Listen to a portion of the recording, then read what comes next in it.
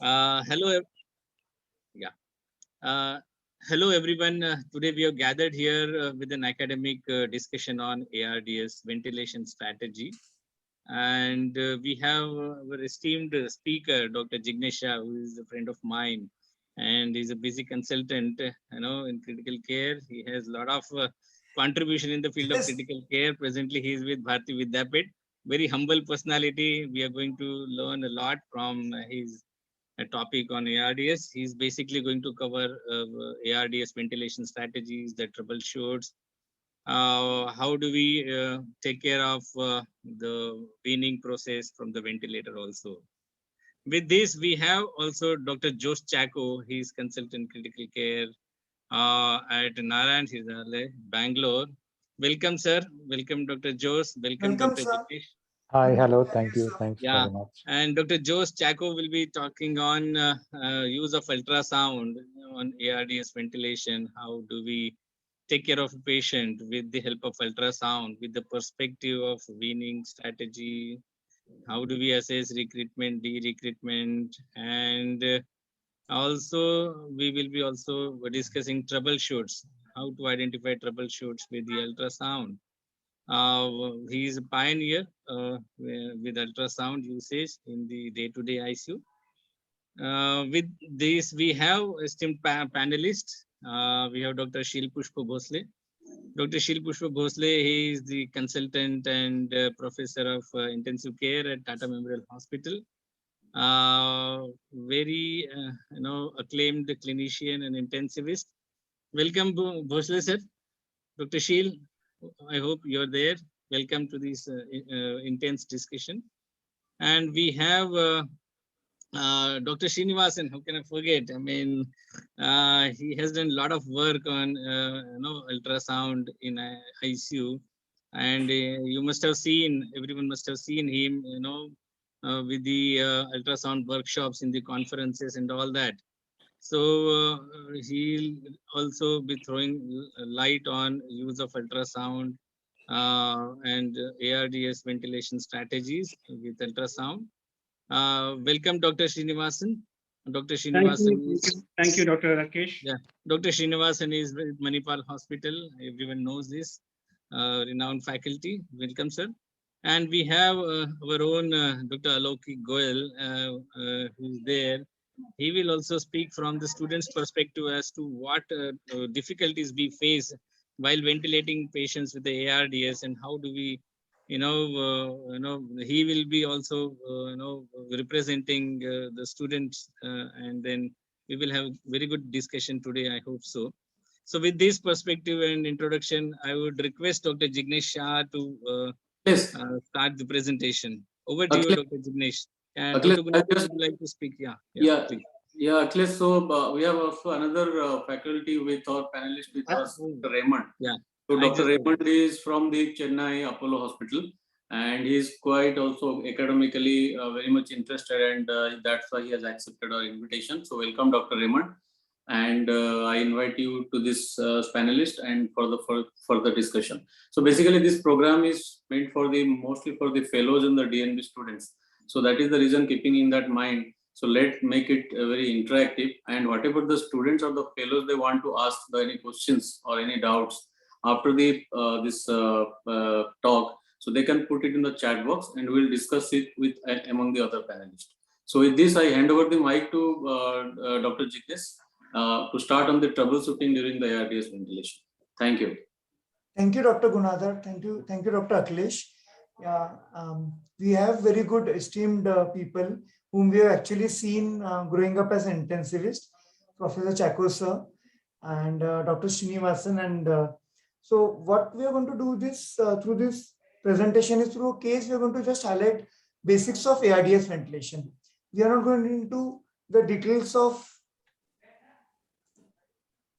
rescue therapies because they are being already discussed in this forum.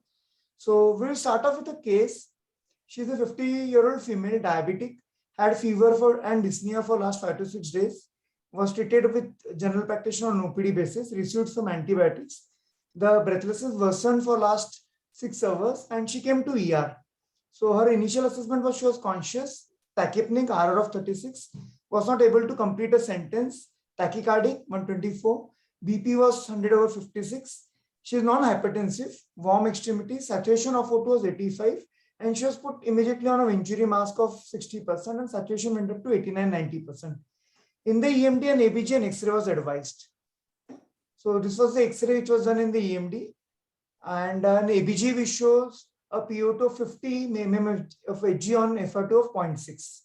Yeah, there is some metabolic acidosis, and there's some X-ray shows bilateral infiltrate. So what is our working diagnosis at this juncture? Can we call this as an ARDS as of now? Or should we call it as an acute hypoxemic respiratory failure? I think acute hypoxemic respiratory failure will be a better terminology. And Also because we have to look at a definition of ARDS, which we are going to see, and it involves ruling out a cardiac pathology. Yeah? So what are the additional investigations will be required at this stage? Any trainees who can answer? So any of the DNB students can answer in the chat box. So at this point of time, you are in the ER. What investigations you want to be done in addition to X-ray and ABG?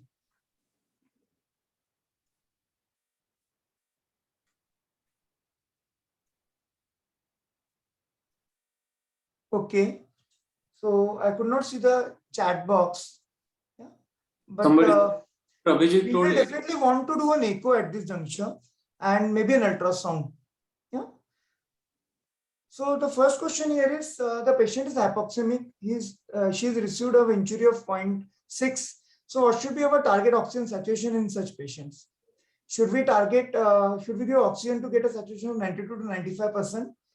Yeah, which is what we reasonably do in COVID times, 94 to 98%, which is a normal oxygen saturation. Or should we target it to PO2 values of a low PO2 target of 60 millimeters, or a PO2 of between 90 to 105, which is a normal PO2 for an FR2 of 0.21.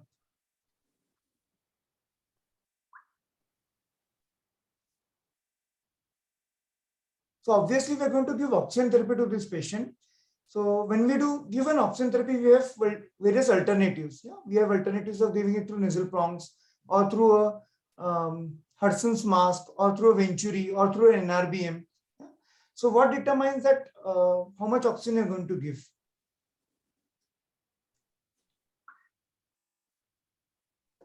I think students have answered. I mean, so Dr.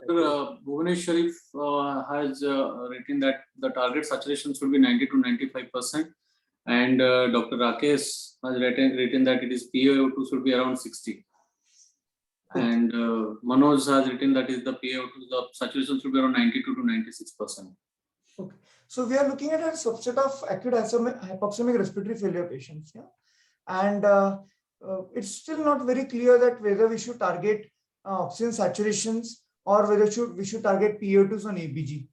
We do understand that oxygen carrying capacity depends upon hemoglobin concentration and oxygen saturation rather than the PO2, because it determines the dissolved fraction of oxygen. But as a target, what should be the target? It is still not clear. If we just review the literature, so recently there are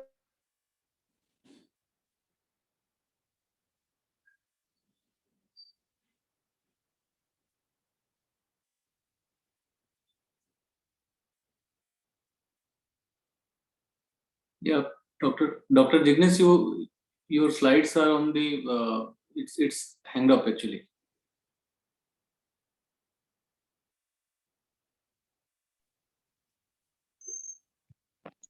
I think Dr. Jignesh, you have some network issue also, I guess.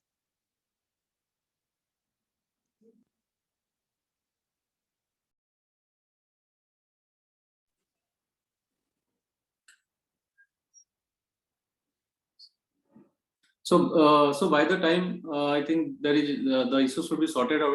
Let's hear from the other panelists. So what should be the target for such patients for the acute hypoxemic respiratory failure?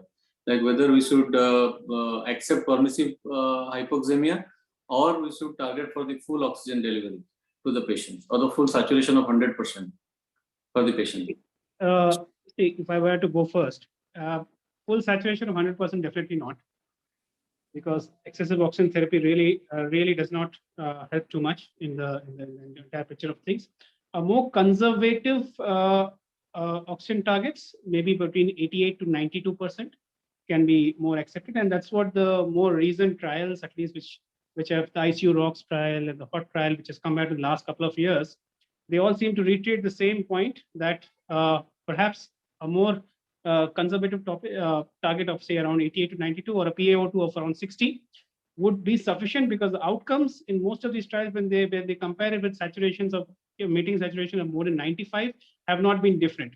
So instead of trying to chase higher levels of oxygen saturation by giving very high FiO2s, which has its own effects of oxygen, high oxygen toxicity and all that, so we can avoid those issues by going for a more conservative targets, and that also in a psychological effect reduces the pressure upon the intensivist and the mindset to target a specific figure. Now, I'm sure during the COVID pandemic, we all saw that patients were like happy hypoxemic. So, I mean, so one thing which has sort of percolated amongst the understanding between the intensivists is that at least hypoxemia, if it is gradual, can be tolerated to some extent. So going overboard trying to achieve a high oxygen target of more than 95 really won't be very useful. But having said that, patients who are high risk, patients who are having acute coronary issues, patients with the ongoing angina, there probably the oxygen target could be a bit more higher, perhaps more towards up to 95%, 90 to 95. But otherwise up to 88. In fact, in our practice, we go all the way down to 85, at least in initial stages of ARDS. So that is also comes out pretty well. That's our individual practice. But anything about 88 to 92 should be the appropriate target. So is it that we should aim at the appropriate oxygen delivery rather than targeting any Exactly. So instead of chasing a number, maintain the perfusion, maintain the oxygen delivery to the tissues. So that should be the bigger aim of the entire exercise, and avoid injurious ventilation to the patient in order to achieve targets which are too high. So what is your opinion, Dr. Raymond? So what is the toxicity of the this hyperoxemia? Basically, if there is supranormal oxygen delivery, if there is in the blood, what will the issues with the patient? So I think Dr. Srikanth has already nicely summarized, giving the most apt example of what we all saw through the COVID pandemic. You know, we started calling it even happy hypoxemia. So there is definitely no role for anything supraphysiological. I mean, supranormal is something, supraphysiological is something, because again, physiologically, you know, we have all read through those times of oxygen cascade and all that. So that's for the interest of trainees. You know, you all need to know the oxygen cascade, the oxygen dissociation, stuff like that. So ultimately, what we need in a mitochondria for your regular aerobic oxidative process is something like 3 to 5 millimeters mercury of PaO2. Okay, so there is definitely no role targeting anything supraphysiological. So a PaO2, I mean, ideally, saturation, SpO2 should be our target. We, like Dr. Srikanth already mentioned, 88, 86 also seems to be reasonably good, but let's quote the figures of ARDS network again, because this is largely a crowd of trainees. So 88 to 92, and like you mentioned, ACS and angina 94 is what you know, the target will be above 94. So there is clearly no role of doing anything supraphysiological, leave alone supranormal. And for reasons being that, you know, oxygen itself, high levels of FiO2 itself can accelerate.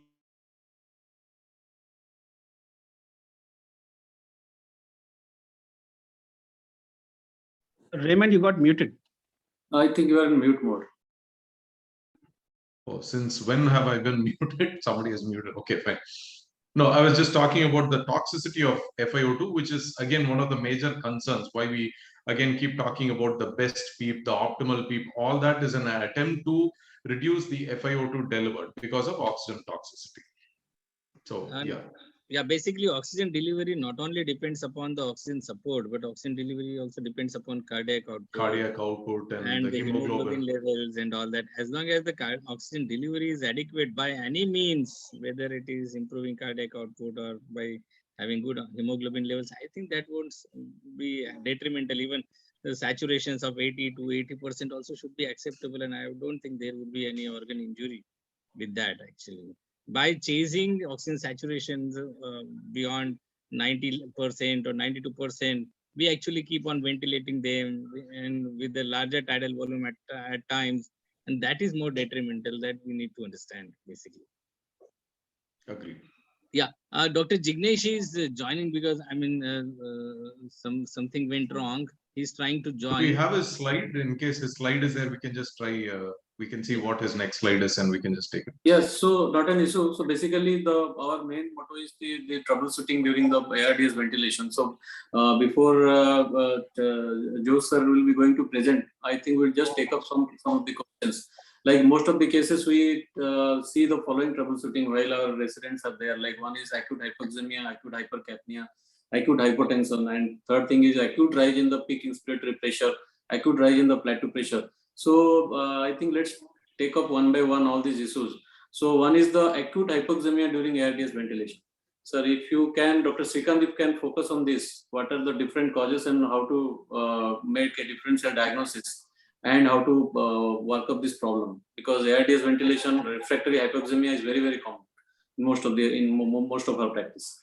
Yeah, absolutely. So when we talk about acute hypoxemia, so I presume you're talking about a patient who's already is progressing into ARDS, already on a ventilator, and he had a sudden who was maintaining his SATs to some level, and now suddenly the patient has deteriorated. Is that kind of patient you're talking about? Yes. Absolutely. Okay. So suppose you have a patient who has been recently ventilated because of hypoxemic respiratory failure. He was possibly maintaining a saturation of around 92, and suddenly the patient becomes hypoxemic.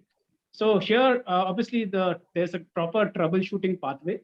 First and foremost, a very close look at why this patient is becoming hypoxemic.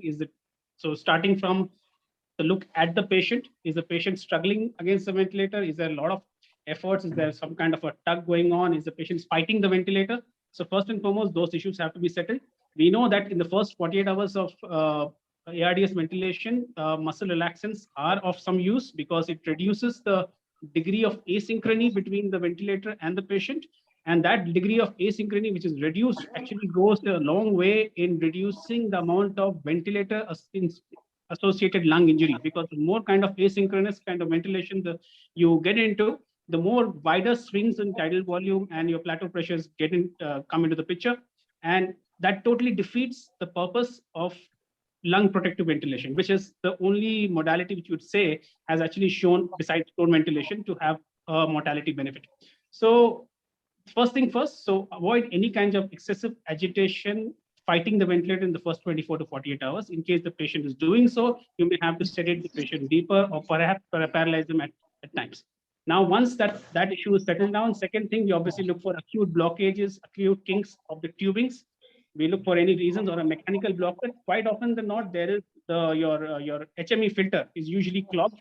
And this is something which is quite often neglected or forgotten or not really looked at. So as soon as you remove, and that manifests as very high pressures on the ventilator screen. So you're quite often thinking what's wrong with the patient. Your tube seems to be patent, but it is the HME filter which is totally clogged. So a simple removing the filter, changing the filter will actually go a long way in helping them. So once you have found out that there is no blockages of the tube, then you look for what could be the possible causes or complications which could have arisen because of your ventilatory strategy. Is there a new onset of a pneumothorax? Is there something sudden decompensation of the heart because of the high pressures which you're ventilating the patient? So these two things also you need to look at. So here an ultrasound machine will come into picture where you can actually look for presence or absence of sliding on one or either side, and new appearance of shadows or artifacts which they're not there. That will obviously provoke you to have a look at the heart also, specifically the right side of the heart, because a good 50% to 70% of the patients are in ARDS, especially with a PF ratio of less than 150, are known to go into what's called acute cor pulmonale. So acute cor pulmonale is some entity which should be known to all intensivists, especially occurs in ARDS ventilation when you're ventilating with high pressures. There can be a sudden, because of the poor compliance of the lungs and increased afterload on the right heart. If you give very high pressures and high amount of PEEP, there can be sudden failure of the right heart. And that failure of the right heart, because of its common interventricular septum, is going to push the septum to one side, cause left heart poor perfusion, sudden shock, sudden hypotension, and so on. So this, both watching the lungs as well as the heart, will also come to, will tell you a bit about what exactly is going on in the patient. Then in case the hypoxemia does not settle, obviously the first step is sedate, perhaps paralyze, look for blockades, have a look at the lungs and the heart. If things are not settling, then obviously you have to do rescue measures. So rescue measures is one of the most useful rescue measures is proning the patient. So prone ventilation obviously is one of the best methods. What it does is improves the ventilation perfusion mismatch which is occurring because the ARDS is non-homogeneous and gets into the posterior part of the lungs, which is the most largest part of your lungs, and improves the VQ mismatch which is going on in that area. Because the ventilation gets redistributed to the posterior part, the perfusion remains the same. So the VQ mismatch becomes less. So that is one of the best strategies which is known to have some amount of survival benefit. So these are the three things which should be done immediately on the bedside in case things are not really occurring. And besides that, if the patient continues to be in refractory hypoxemia despite going into all this, then we have to obviously look for other therapies, including extracorporeal therapies and so on. Yeah. So that is in a nutshell about. I have just only one thing to say. Sometimes you have to also rule out pulmonary embolism, because sometimes this is also one of the you saw the heart for that reason. Actually, correct. I told you an echo you do yes. The echo for acute cor pulmonale. That could be because of acute rise in pressures because of any reason. Correct. Right. Absolutely. So absolutely. In that case, you'll have to reduce your pressures of the right side of the heart by reducing the driving pressure, reducing the tidal volume, and reducing the PEEP. Yes, right? yes, absolutely. So I think Dr. Jignesh is able to log in from his device. So I think we can just proceed with his presentations. Then we'll take up questions. Dr. Jignesh, you are there? I don't see him. Okay. So and the second thing is regarding the acute hypercapnia. So this is also one of the common entity and troubleshooting during the mechanical ventilation. So if Dr. Raymond, if you can highlight what are the possible causes and how to tackle acute hypercapnia while the patient on ventilator. Yeah, so see, I think talking about hypercapnia, of course, we are slowly drifting from times of permissive hypercapnia to now being more watchful about hypercapnia. From times where we used to say an absolute CO2 really doesn't quite matter to now being watchful of anything above. Again, there's a debate going on. Is it more than 50 CO2? Is it more than 60? Is it more than 70? Wherein we start seeing some detrimental effects. So we know naturally, one, this is primarily because of the low tidal volume or the lung protective ventilation itself that we use. Dr. Jignesh is there, is it? Okay, fine. And the other, obviously, because of the varying degrees of VQ mismatch that happens, because we know that ARDS is a very, very heterogeneous disease. There are different areas. And in fact, sometimes there are such VQ abnormalities as over-distension, which we ourselves produce. So hypercapnia is basically a product of treatment, both the protective ventilatory strategies, over-distension, iatrogenic, and by and large, now we are beginning to be a little watchful about CO2. And obviously, one thing for sure, which is very clear, is that you would want to have a pH definitely above 7.20. So I'm not saying that it's already high time to be only chasing an absolute CO2. So still the principles of having reasonable acceptance to CO2, as long as your pH is well above 7.20 holds good. Okay, but you want to be watchful for the secondary effects of this hypercapnia, basically on the, like it has already been discussed again, the effect of hypercapnia on pulmonary vascular resistance, because everyone these days are talking about RV dysfunction as the cause of augmented mortality in patients with ARDS. And we know that hypercapnia itself produces or worsens pulmonary arterial resistance, pulmonary vascular resistance, in addition to the already existing problem because of hypoxic pulmonary vasoconstriction, or again, because of over-distension, because of the pathology itself, right? Because of the way we ventilate. So yes, this is something that we need to keep in mind. And the treatment obviously has to be improvement in the alveolar ventilation by whatever we are going to be doing. I think prone ventilation, like aptly discussed already, comes in as a rescue not only for hypoxia, also for management of hypercapnia. Of course, look into the traditional things that we do, starting with respiratory rate, at the same time looking at the possibility of autopeep developing. Fortunately, again, most of the times in ARDS, because the elasticity of the lung is so high, we land up being able to complete expiration even with fairly higher respiratory rates. So try and adjust the respiratory rate, keep watch on the expiratory time, make sure we don't amount to an auto peep. Maybe sometimes augmenting or instituting a small inspiratory pause time also helps with the CO2 washout. Look into your circuits, maybe avoid extra dead space. That is something that practically quite often happens. Very long L connectors or the catheter mounts, and then the HMEs, those all traditionally add dead space. So be watchful about your circuit, be watchful about the setting. And then finally, of course, the patient disease and the lung situation, which you help to improve with any of your recruitment strategies, which includes prone, which is the easiest and which most of us have gotten smarter at. Of course, whether we are going to already recommend extracorporeal therapies for management of hypercapnia, that is something that is to be debated. I think we can discuss that later. Okay. Yeah. I think Dr. Jignesh has already shared his slides. So let's start. Sorry for the inconvenience. The network got disconnected. So we have already had a discussion as a part of the discussion, because I've joined from the phone, about what should be our oxygen targets. Should we target saturations or should we target PO2? Yeah. So we have had that slide showing all the evidence for studies. So we are going to go ahead with the case. I think we have already had discussion on troubleshooting about hypoxemia and hypercapnia. We are just going to discuss about initiation and troubleshooting. So this patient was shifted to ICU on NRBM, and she had a bedside echo, which was showing no abnormalities, significant abnormalities. BNP was point of care, BNP was done, which was normal, and USG was also done. So will you revise the diagnosis now? I think it can be labeled as ARDS now. So Yes. ARDS is a syndrome for trainees, is not a disease. And it was first reported in the literature as a series of 12 cases, which have similar presentations and histopathology by Ashbag et al. The first effort to actually define ARDS was done by AECC, American European Consensus Conference.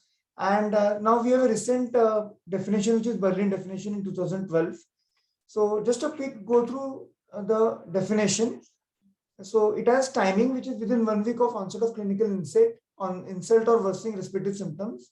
Then we have chest imaging, which is parietal opacities, which are not explained by effusions, lobar lung collapse or nodules. Then origin of edema. The previous AACC definition had a PAOP of less than cutoff of less than 18 as a cutoff for origin of edema, but because we don't use pulmonary occlusion pressures, so the respiratory failure not defined by cardiac failure is now objectively based on echocardiography. Then as compared to previous definition, there is no ALI, it's mild, moderate, severe. There is a Kigali modification of this Berlin definition, which includes SF ratio, because ABGs may not be available for looking at the PF ratios. So now this patient was on NRBM, with saturation of 90 to 91%, but the patient continued to remain tachypnic. So he was started on NIV. He was put on NIV with pressures of 12, IPAP, EPAP of 5, and FR2 of 1. And we got an oxygen saturation of 94 to 95%. So the question now is, should we use NIV or HFNC, like non-invasive respiratory assist devices in ARDS? So the question is, should we use it as a first-line intervention for failed conventional oxygen therapy, like for NRBM, or whether it should not be used for an ARDS? So the question is open for the forum now. Or can we give a monitor trial? Yeah, the fellows can put their answers on the chat box. So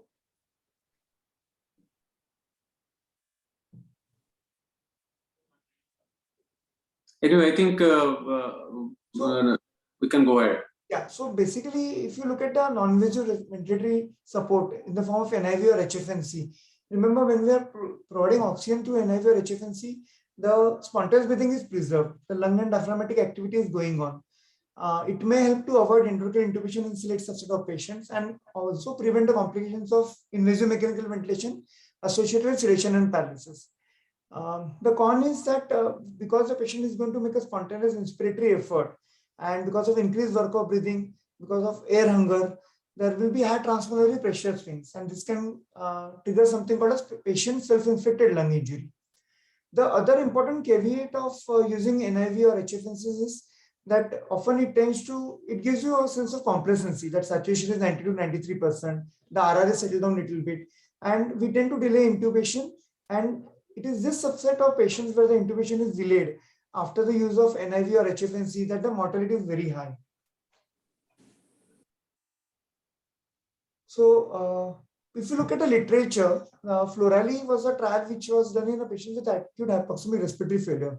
So they have excluded COPD patients, and it was a multi-center open label trial where the patients were randomized to 3 arms: HFNC use, NIV use, and use of NRBM with reservoir. And the outcome which was studied was need of endotracheal intubation. So failed conventional oxygen therapy leading to need of invasive ventilation, intubation. So it was found that the proportion of patients requiring invasive ventilation was higher, need for intubation was higher in patients with NIV, followed by standard oxygen, followed by HFNC. But this was not statistically significant.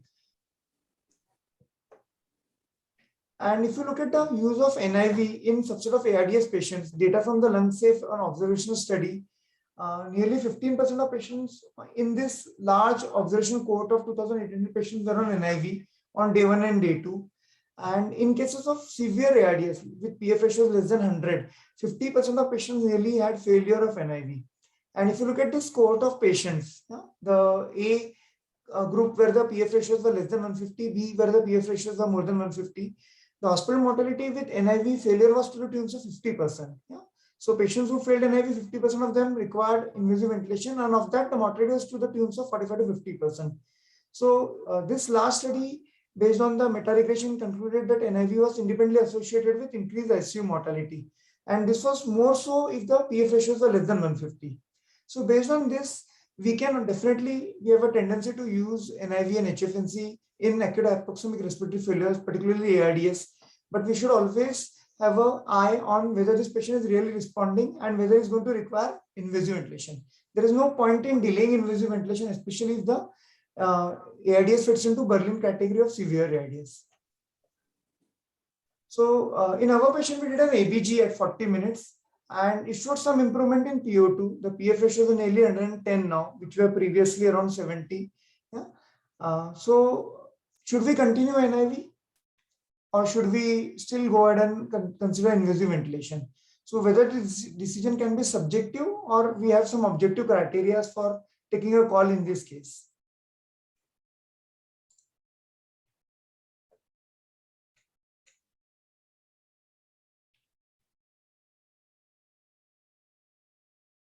Okay, so I can't see any input from the chat box. Yeah, HACOR is one input which I've got from Dr. Rakesh.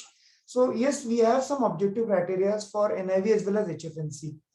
And now with COVID, these parameters are interchangeably used. So you have even the ROX index done for NIV as well.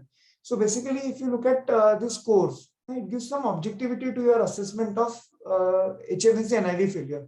So if your HACOR score, which includes heart rate, acidosis, pH, the consciousness or Glasgow Coma score, the oxygenation or PF ratio, and the respiratory rate, if you combinedly use this score and the score is more than 5, there are 80% prediction that this patient is going to fail NIV. No? And in that case, if your HACOR score is more than 5, it's better to consider invasive ventilation. Similarly, for HFNC, we have something called as ROX index. It is SP to FR2 ratio divided by the respiratory rate. And this has been very well validated in COVID population subset of patients. We have been using a lot of HFNC in COVID patients. So at 6.6 hours, if the ROX index is less than 3.47, the patient is likely going to fail HFNC. So in our case, the HACOR was high. So we decided to go ahead and intubate this patient. Yeah, the patient's respiratory distress and the compensative parameters were also high, tachycardia. So patient was intubated. Now for trainees, it is important to know that this is a physiologically difficult airway. Yeah? Patient already being hypoxic, already being on NIV with FR2 of 1. Yeah? So the question here is, how will you pre-oxygenate this patient before the intubation?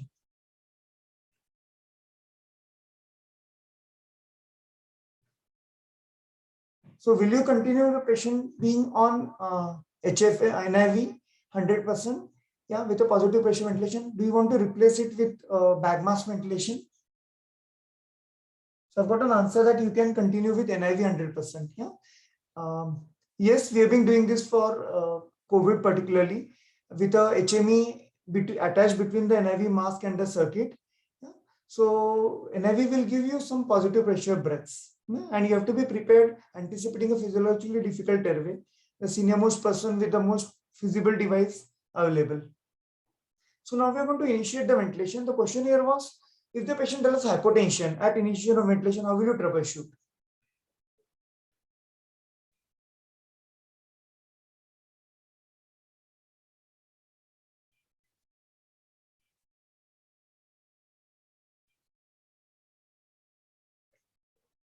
So usually it is the effect of positive pressure ventilation along with the drugs, medication which we give to the patient.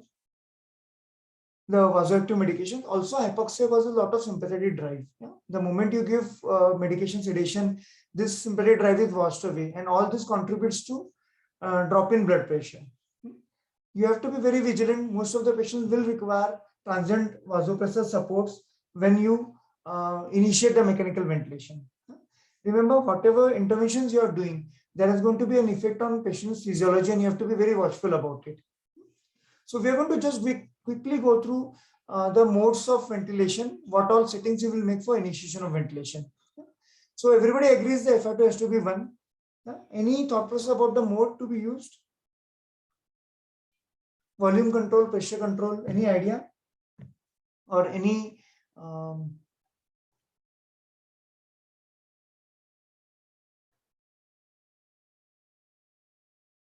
so usually we do prefer mode which we are using in our unit, which we are very familiar with. Most of the times we'll end up using volume assist control mode. If you look at the parameters of volume control, volume assist control, and pressure assist control mode, volume assist control is a volume preset mode, where the variable is control variable is flow. So flow times the flow into the inspirator will control your volumes which are delivered. So because the flow is fixed, usually the response to flow demand will be inflexible. At the initiation of ventilation, this won't really matter because you're going to knock down the patient. You don't want the patient to be breathing spontaneously at this juncture at the initiation, and the patient is paralyzed. Whereas in pressure control assist control mode, the flow is auto-directed, it is unrestricted, and the control variable remains a pressure preset mode. So I've got a few answers saying that we will use PRVC mode or PCV mode. So yes, PRVC mode will give you an additional advantage of having a volume guarantee. Remember, in pressure assist control mode, the flow profile is decelerating, which is supposed to be more physiological. And whereas in volume control, the flow profile is pattern. It can be set as square pattern or decelerating pattern. So I'm not going to ask what tidal volumes to set, because I think all trainees by this time will know that we have this trial, landmark trial, ARMA, which compared low tidal volume strategy with traditional tidal volume strategies. So there was clear separation in this group, with low tidal volume strategy patients receiving around 6.3 mL per kg, whereas the traditional group received around 12 mL per kg. So they have a very strict protocol where they control the tidal volumes based on the predicted body weight. They have monitored the plateau pressures, and they have set down the parameters so-called as PEEP FR2 table to determine what PEEP to use at what FR2 requirements. And the targets for oxygenation were very well defined, like PO2 of 55 to 80 and the saturation target between 88 to 95. So if you look at this trial, this is the only, I think, positive trial except for the ProSeva prone ventilation trials now, which have been associated with significant reduction in the mortality. It was 31% versus nearly 39.8%. So we have a meta-analysis based on all previous trials of low volume strategy. And this also shows that even though mortality was not statistically significant lower, but there was a significant trend towards lower mortality.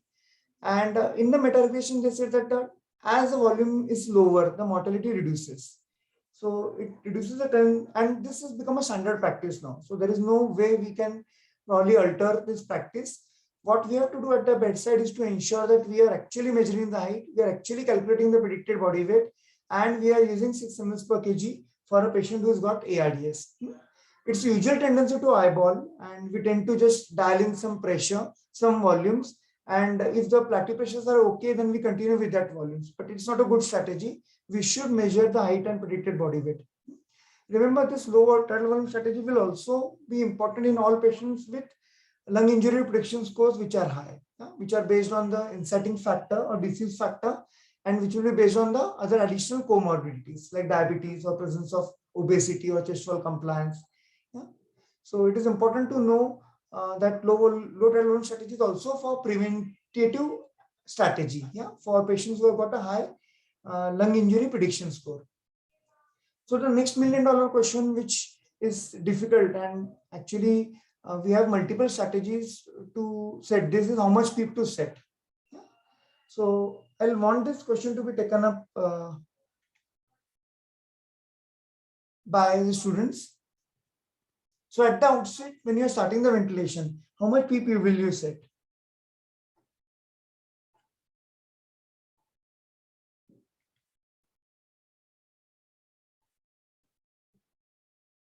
So usual tendency to start off with PEEP of 5.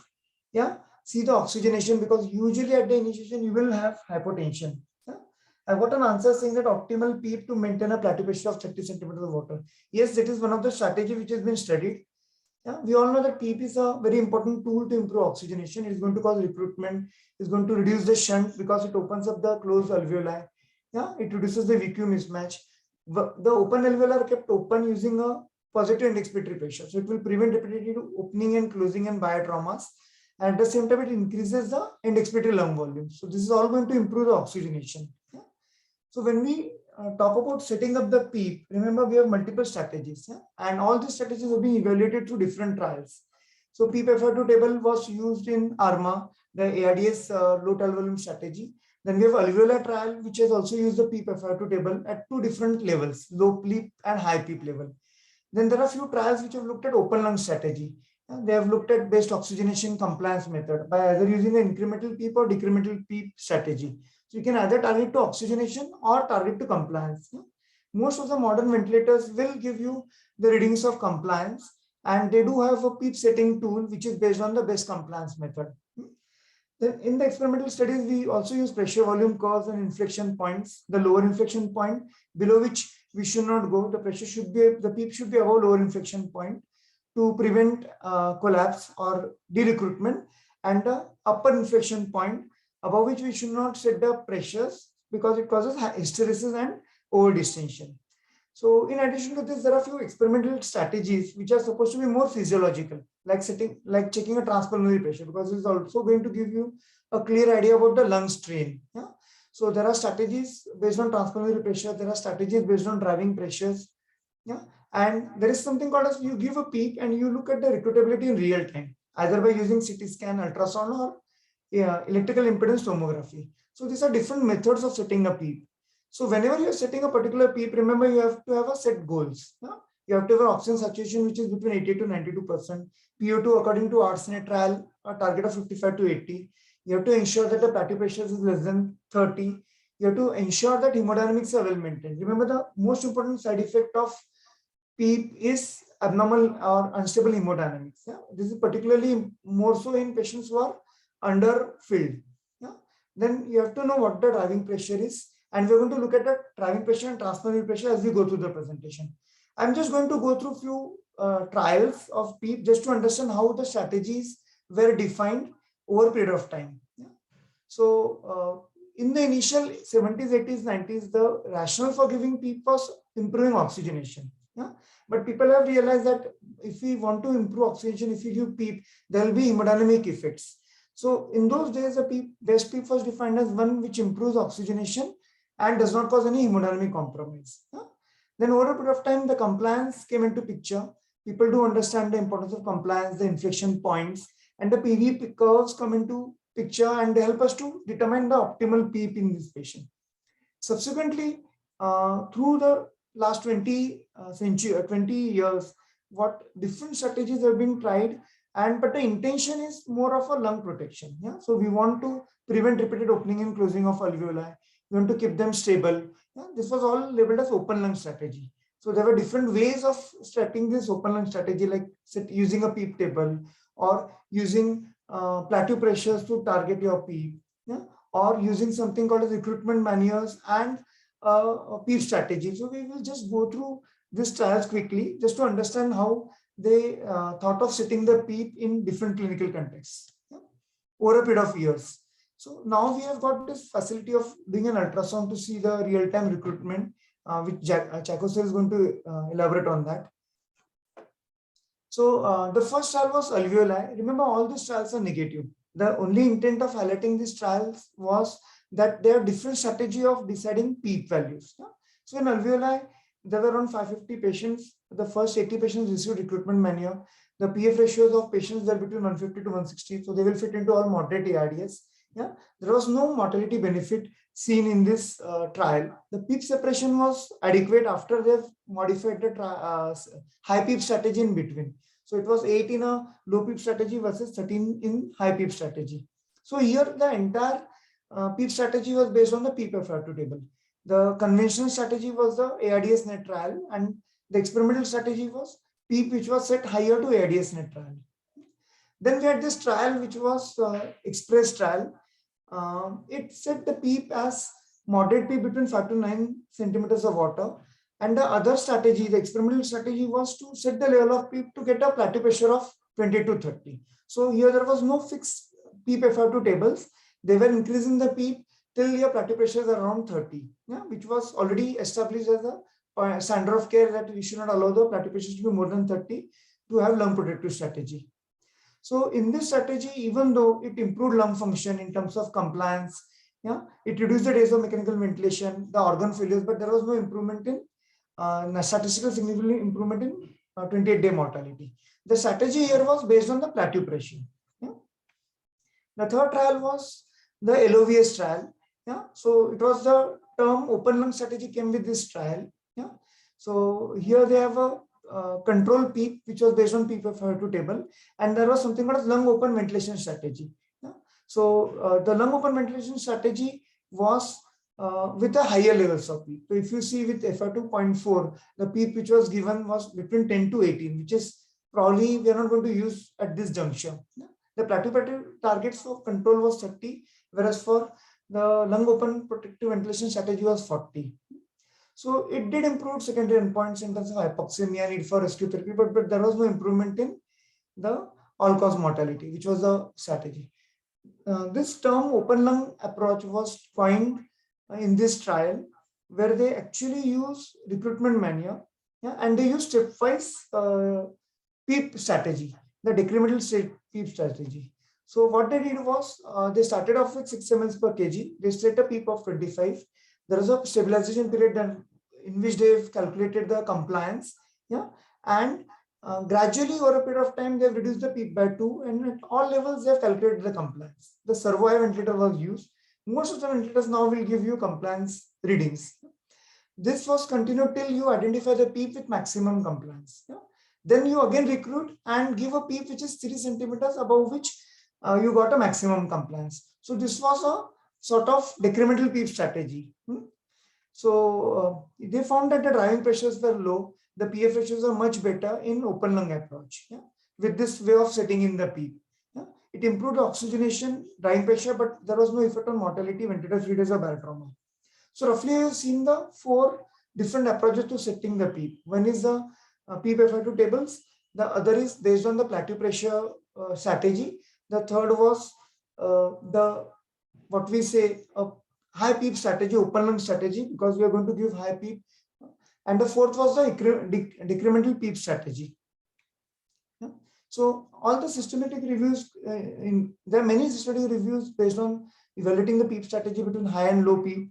Yeah. And they don't show any significant improvement in with one strategy, but it favors high PEEP strategy. So what is the problem or current caveat with PEEP is we are focusing on oxygenation or pressures. Remember, pressures we are measuring are surrogate, or we are measuring pressures at the airway opening. Yeah? And we are actually not knowing the pressures which are happening in the lungs. You can have an idea about it by plateau pressures, but remember what is more important in lung injury is the transpulmonary pressures or transmural pressures. So the factors which are not considered when you are using these PEEP strategies, the disease is very diffuse. Yeah?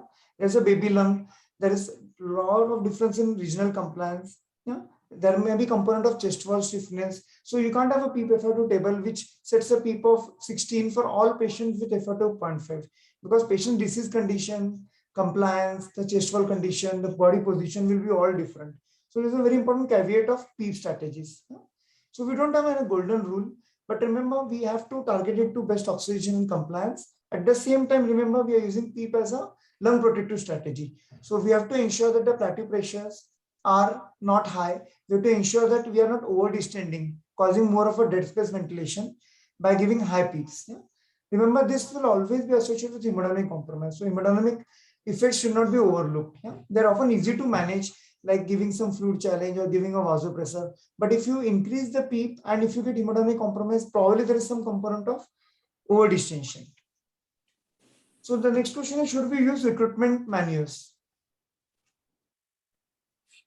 So these are two different terms. We are using recruitment manuals and recruitability. Recruitability is your increase in volume without increase in pressure. Recruitment manuals are something which we do for refractory hypoxemias. So have you heard of any recruitment manual?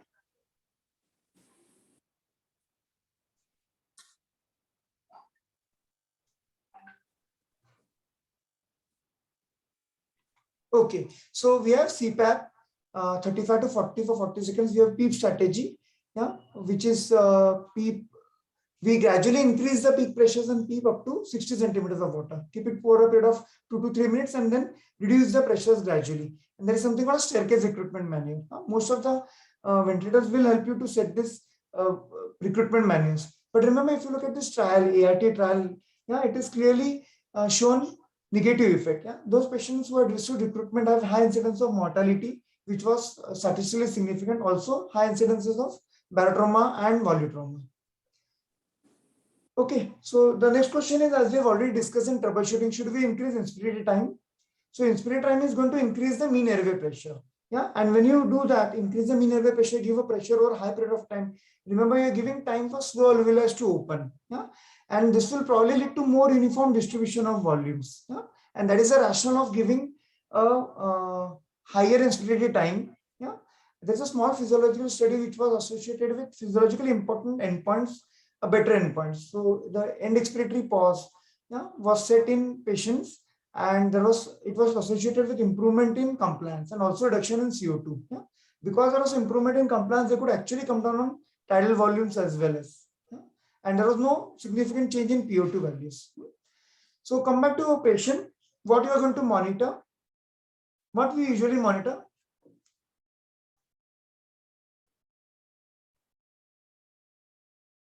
So we usually tend to monitor plateau pressures. Yeah?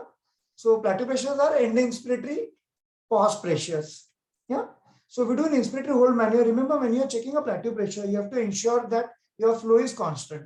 You can't have a decelerating flow pattern on ventilator mode. It has to be a constant square wave pattern. Yeah?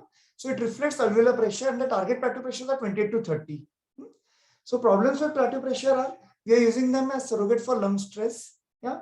Remember, but plateau pressure also takes into account lung compliance as well as chest wall compliance. Yeah. So if you have a patient who's got a bad chest wall compliance, like obese patient, yeah, or you have got an abdominal compartment syndrome, your plateau pressure may not be reliable in these patients. Yeah. So just quickly going through transpulmonary and driving pressures. So driving pressure was basically a retrospective series of around 3,500 patients from 9 ARDS trials. So basically it is difference between plateau pressures minus the PEEP. Yeah? It tells you about the real-time compliance of respiratory system. Yeah? And it will also tell you about the functional volume. Remember, when you talk about predicted body weight, it does not take into account the baby lung concept. So basically what I observed is if you are setting a PEEP which is increased and your plateau remains the same, yeah, and your delta pressures are then actually reducing, that means there is recruitability. And if there is a recruitability, remember, your patient's lungs are better and the mortality will be less. So this was basically a practical bedside interpretation of your delta pressure, or what we call as driving pressure. So transpulmonary pressure, remember, it is the pressure between the alveoli and the pleural. Pleura we can't measure, so we use esophageal pressure as a surrogate for pleural pressure. We can do it by putting an esophageal balloon. Yeah, it is usually put in the lower third of esophagus. Most of the ventilators nowadays will have an extra auxiliary pressure monitoring port. Yeah? So if you have a catheter, you can monitor the esophageal pressures. Yeah? Remember, when you actually look at esophageal pressure, you are looking at transpulmonary pressure, that is between the alveoli and between the pleura. And what you target is a transpulmonary plateau, which should be around less than 20, and transpulmonary PEEP, which should be positive. If your transpulmonary PEEP is 0 or less than 0, it means there is collapse of alveoli at the end of expiration, which should not happen. Okay, so we have these trials which have tried to look at esophageal monitoring strategy for setting the PEEP and for grading the mechanical ventilation. So we have EPVent and EPVent 2 trials, which have used a strategy using a transpulmonary pressures. Both of these have shown some improvement in secondary endpoints, but there was no improvement in mortality. So the EPVent 2. Now coming to last part, so we should be aware, the trainee should be aware of something called a stress index. Yeah? So it is basically a pressure time curve, which we usually get on our ventilators. Yeah? So with a constant flow, remember again here, like with patupators, the flow should be constant. So if you have a constant flow, yeah, you're going to look at the curve. Yeah, you are going to look at the inspiration to expiration cycling of the pressure time curve. Yeah, so if the pressure curve is shifting towards the pressure axis, yeah, that is your y-axis, it means it is over distension. Whereas if your curve is falling towards the time axis, it means there is recruitability. Yeah, then there is some way you can probably optimize the PEEP and try to get it straight in between. That is one. Yeah. So I think for the want of time, I'll stop here. Yeah. Sorry for the inconvenience because. Thank you very much. Yeah, no issue. Now I would request Dr. Jose Taco, can you please share your screen and start discussion? Okay. Sorry. Thank you very much. Thank you. Can you see my screen on PowerPoint view? Yes, sir. Yes. Yes. Okay. So we will look at the basics of ultrasound of the lung. So the first question that you would ask is, what kind of probe would you use? It depends really on which part of the lung you are interested in viewing. If you're looking at the pleura and the immediately subpleural structures, you would use a high frequency linear probe, as you see here. That's a 12 megahertz probe. So that will do well to look at the pleura and the immediate subpleural areas.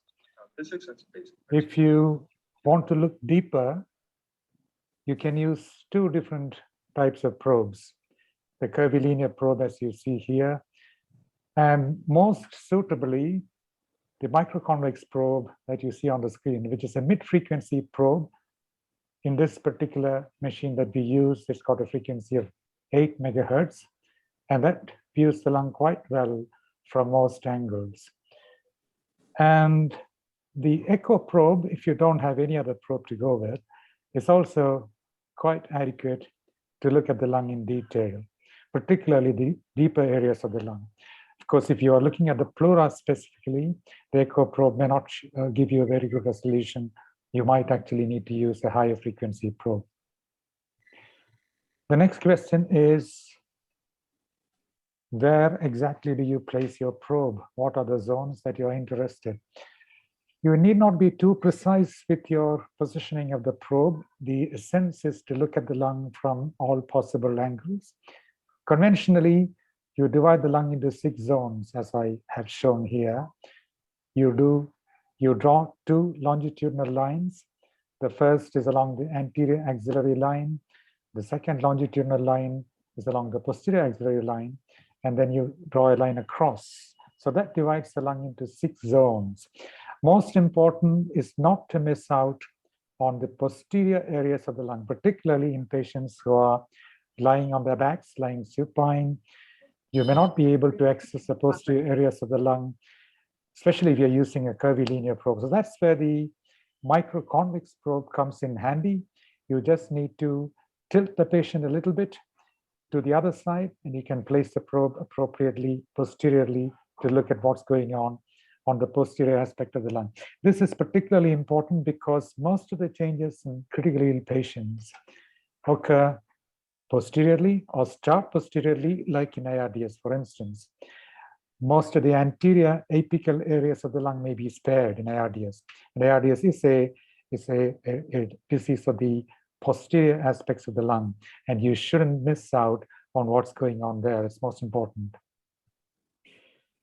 So what do you see when you place your probe below the clavicle? That's the first location that you would choose to look at, below the clavicle. And you see from superficial to deep, the probe marker should point to the head of the patient or to the right side of the patient. So superficial to deep, you see starting from the skin, muscle planes, they're all static or fairly static, except for the chest wall movement. And the first line, the first horizontal line that you see,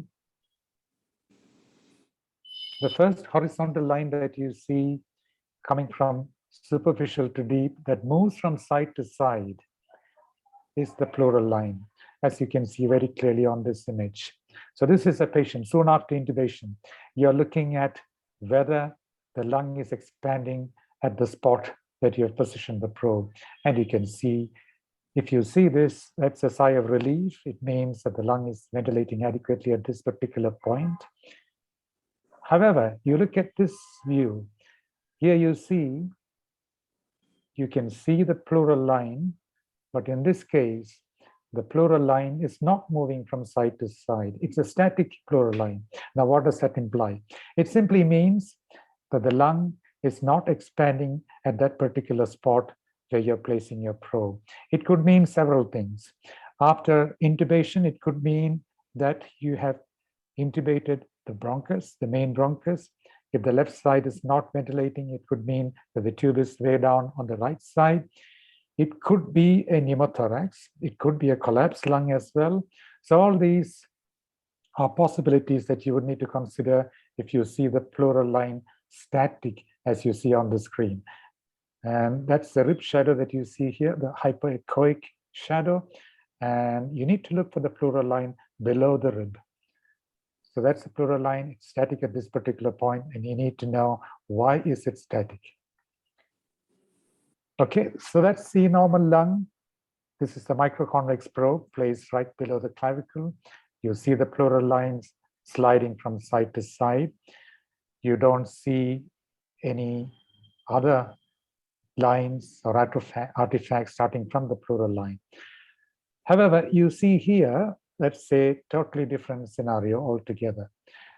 You see the pleural line, as you see on this image. The pleural line is sliding from side to side. But in addition to that, you see numerous lines, laser-like lines, starting from the pleura, radiating apparently down to the bottom of the image and moving with the pleural line from side to side. And these are the very familiar B lines that you would see in your patients. And that essentially means that there is accumulation of interstitial fluid at this point, wherever you're placing the probe. It could be due to many different scenarios. It could be due to cardiogenic pulmonary edema. It could be due to ARDS. It could be due to a focal pneumonia at that particular point. So it all depends on the holistic clinical picture as to what exactly does it represent. Now let's look at another scenario. This is just the previous slide. You see B lines. They are discrete B lines, discrete in the sense you can make out individual B lines. There are maybe 5 or 6 B lines. You can see them separately. But look at this image. Again, you see the pleural line, you see B lines, but you cannot tell, you cannot see them separately because they are coalesced together. They are merged together, and it looks like a whiteout. It represents an ultrasonographic whiteout of the lung. It simply means there are too many B lines that have coalesced together to give you the picture of a whiteout as you see. So that's obviously a much more severe interstitial lung water on this image compared to this image. And this is typically what you see in severe ARDS and sometimes in severe cardiogenic pulmonary edema as well. So this is representing discrete B lines, which means relatively mild to moderate interstitial fluid accumulation. But on this image, you see B lines that are coalesced, represents ultrasonic whiteout, and that indicates much more interstitial fluid compared to this image on the left side. Now we have a patient in whom you have admitted this patient with fever, breathlessness, and there is productive cough. You do an ultrasonography examination, you place your probe over the right hypochondrial region at the base of the lung, and you see an image like this. Now, what does that represent? If you look at this particular image, it looks like the liver. The lung takes the shape, takes an appearance of the liver. It looks like it is solid. So it is like hepatization of the lung, or ultrasonic hepatization of the lung. And through the hepatized lung, you see streaks of air moving back and forth. There are at least 3 streaks of air that you can see move up and down. These are air bronchograms within the solid lung. So that is actually ultrasonographic air bronchograms as we describe them. You can see the lung in the background, which looks like the liver because it is solid, it is consolidated. And you see air bronchograms with streakish movement of air moving up and down. So that is what is called dynamic air bronchograms that move back and forth, up and down within a lung that looks like liver. And this is a typical pattern, one of the typical patterns that you get to see in a consolidated lung. Now let's look at the image on the right side. This is clearly different from the image that you see here. And what's the big difference here? If you see, the lung on this image also looks like tissue, also looks like hepatized. It looks like it is solid. You can see plenty of streaky air bronchograms, not 3 or 4 as you see here. You see plenty here. But if you look closely, you will find that there is no side-to-side movement of air in these bronchi. The air within these bronchi looks static, unlike these dynamic patterns that you see in this consolidated lung. So what does this represent? Tissue-like lung, hepatized lung, but the air within the bronchi do not move. The air seems to be static, and that is a telltale sign of a collapsed lung. Tissue-like lung, air bronchograms which are not moving from side to side or up and down. So that represents a collapsed lung. If you see this image, it obviously means that your patient may have accumulated secretions in the bronchi. He may require appropriate positioning, percussion, physiotherapy, or maybe bronchoscopy, depending on the circumstances.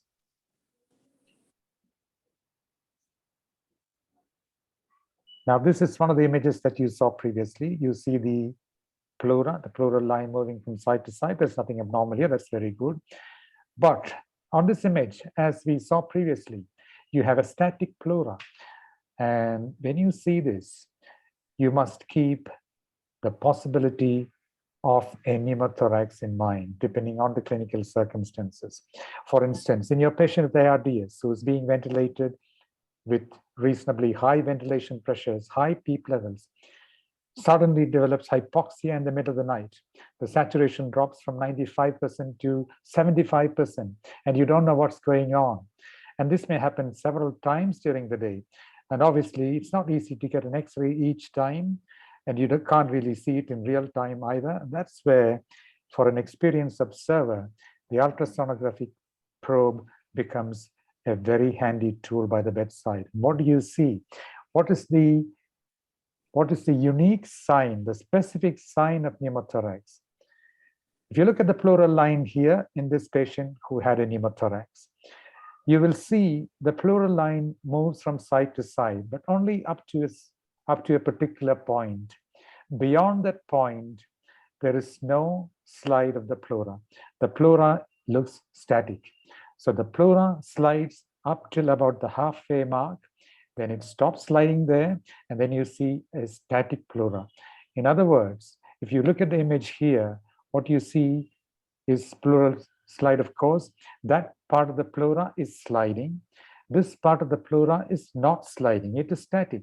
And then at the junction of the pleura that slides and that does not slide, you have what's called the lung point sign. This is the junction between the pleura that slides and the pleura that does not slide. So this is the specific sign of pneumothorax. Would you get it in all patients with pneumothorax? You may not. You may not get it in all patients, but if you have an absence of a pleural slide and a clinical situation that suggests pneumothorax, of course, you should keep the index of suspicion very high. But if you see a lung point sign like this, it is 100% specific for pneumothorax. So remember, absence of slide is not specific for pneumothorax. It could be due to a collapsed lung. It could be due to a lung that's not ventilated at that point, endobronchial intubation. It could be due to pneumonia as well when you lose lung slide. So it's not specific, but if you see the lung point sign, that is indeed 100% specific for a pneumothorax. This is a M-mode view of a pneumothorax, of a patient with normal lung. There is no pneumothorax. That's a B mode. You see the pleural line. And on the M mode, in a normal patient, you see from superficial up to the pleura, you see a barcode-like pattern. And below the pleura, which represents the lung, you get a sand-like or a beach-like pattern.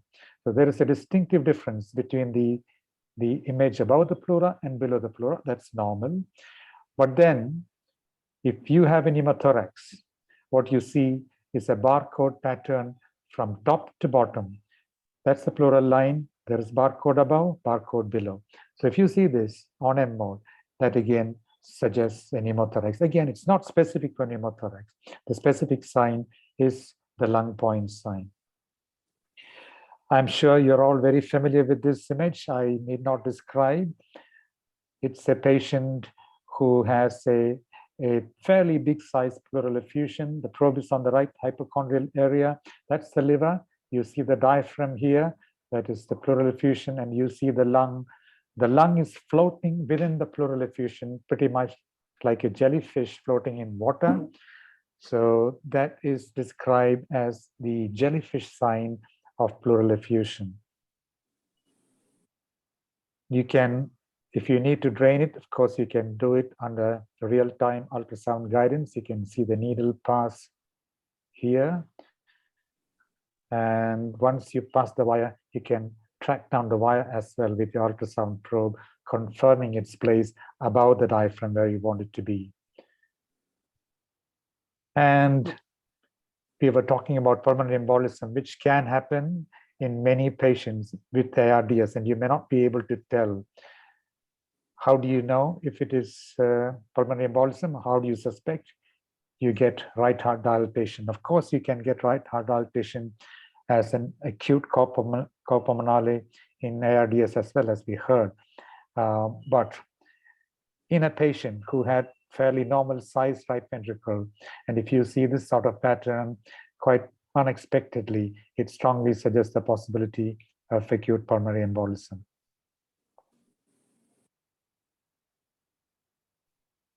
And one of the features that is very common in viral pneumonias, particularly with COVID, is this sort of pattern, which we used to see in almost every other case who was ventilated. A very distinctive sign, not specific for COVID. It will be there in most patients with viral pneumonia. You see the pleural line. There are very dense B lines, coilless B lines. And just below the pleura, you see areas of subpleural consolidation. The hypoechoic area that you see here are areas of subpleural consolidation, which again, as I mentioned, was one of the typical features of ARDS. So that's pleura, subpleural consolidation. This is a light beam sign, which is again very much commonly seen in COVID. And here you see the typical pattern of consolidation with the lung looking like the liver and dynamic air bronchograms.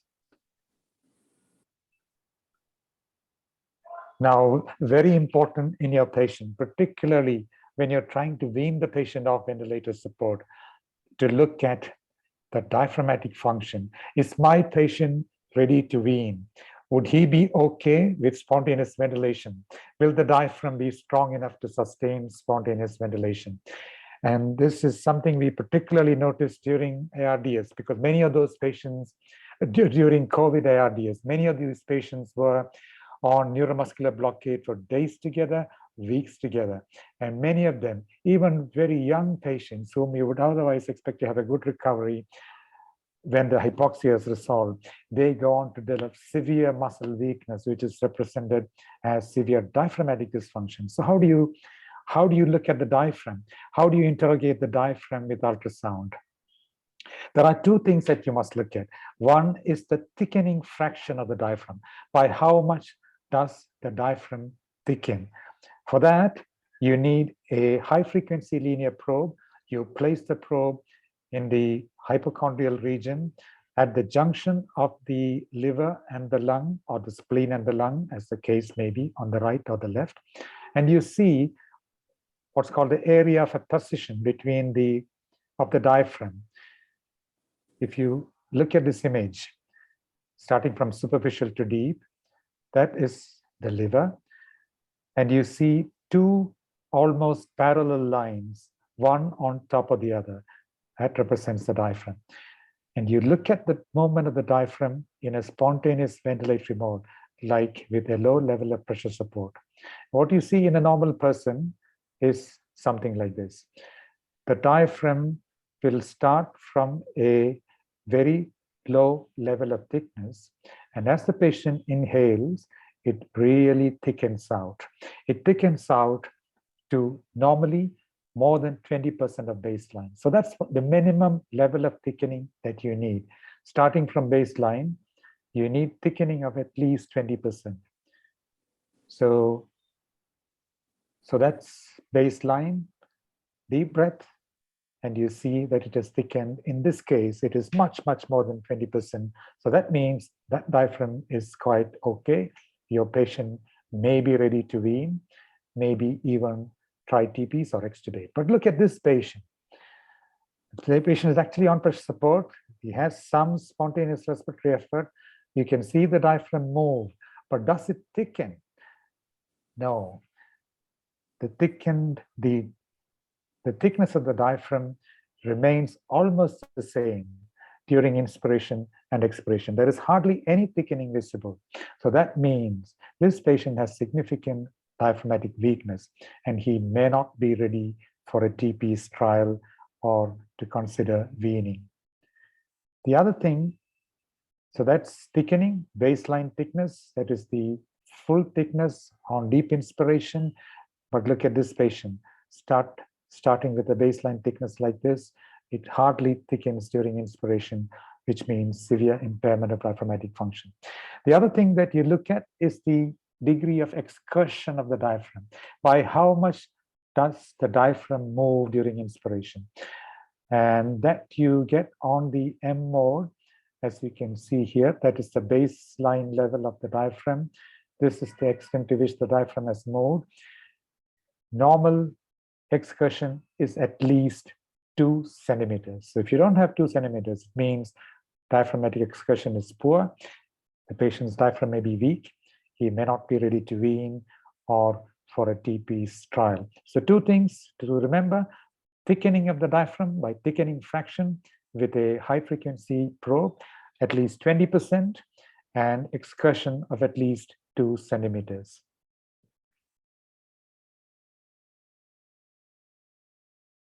And in some patients, they remain hypoxic in spite of whatever you do, in spite of proning, in spite of titrating your PEEP, in spite of lung protective ventilation.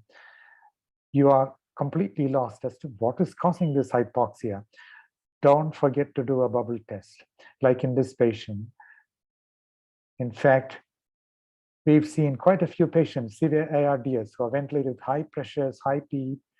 The problem may be because of a right to left shunt at the foramen ovale level. The foramen ovale opens up, you get a right to left shunt, and if this happens, clearly, you may need to cut back on the level of pressures that you use to reduce right-sided pressures and reduce the shunting. So that's it for now about lung. We can discuss further.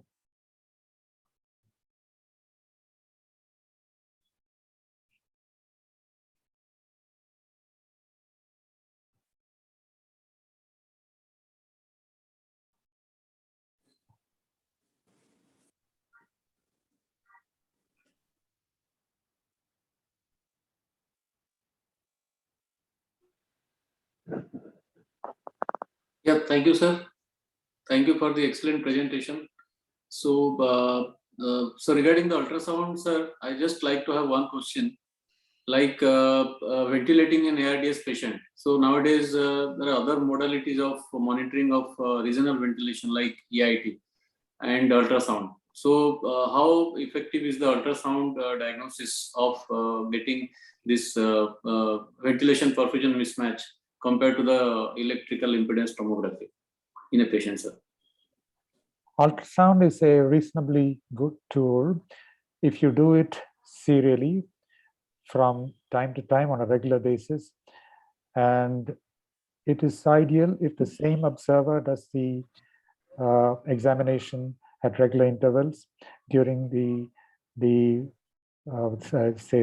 period of time that you're monitoring this patient. The important things to look at would be the degree of collapse, the amount of fluid that is collected in the lung. And in many patients, as you increase the PEEP and as the lung gets recruited, you will find that the areas of collapse will become less as more and more lung gets recruited. And those areas which look like tissue lung to begin with will open up, and that is actually a good sign. So if you keep doing at regular intervals, particularly, as I mentioned, the posterior aspects of the lung, the basal aspects of the lung are the most involved in ARDS. And if you keep examining the lung at these areas on a regular basis, you will clearly see the lung open up if your recruitment strategies are working. So that's a very important and useful tool in the hands of a trained person.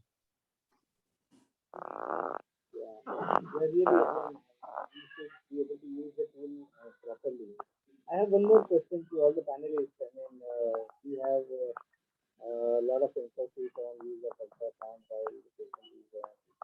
the ventilation strategy. How do we estimate, we can't hear you very clearly, Dr. Alkesh. Could you repeat? Yeah. So, am I audible now? No, voice is not audible. We still can't hear you. Something wrong with the microphone. I think.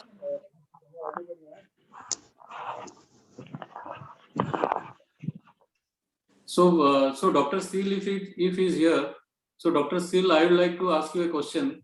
Like sometimes in many of the times we need to do a bronchoscopy in a patient who is having ARDS, he's getting ventilated, to rule out any other causes of pneumonias, to diagnose the pneumonia and the upper lung infection. So what is your protocols and strategies? Suppose you want to do a bronchoscopy in a patient. In that case, do you do or do you postpone? to postpone the bronchoscopy because the patient is hypoxic. Dr. Seal. Hi, Gunadhar. Yeah, thanks for having me. And Akhilesh. And of course, congratulations to Akhilesh for a wonderful presentation. And of course, it's always a pleasure to hear from Dr. Chakko. So, so bronchoscopies in ARDS again is a very contentious issues, Gunadhar. So the problem is we generally tend to do, like there are centers who do bronchoscopy more often than not. And in our settings, there are very few indications where we would do bronchoscopies, probably if the patient, if the diagnosis is very uncertain, or if there is sudden change in the radiological or the clinical scenario of the patient, or if there is some mucus plugging or some hemorrhage or aspiration and things like that. So those are the by and large general indications where we do bronchoscopies in the ICU. The second part was, how do we do it? Is it?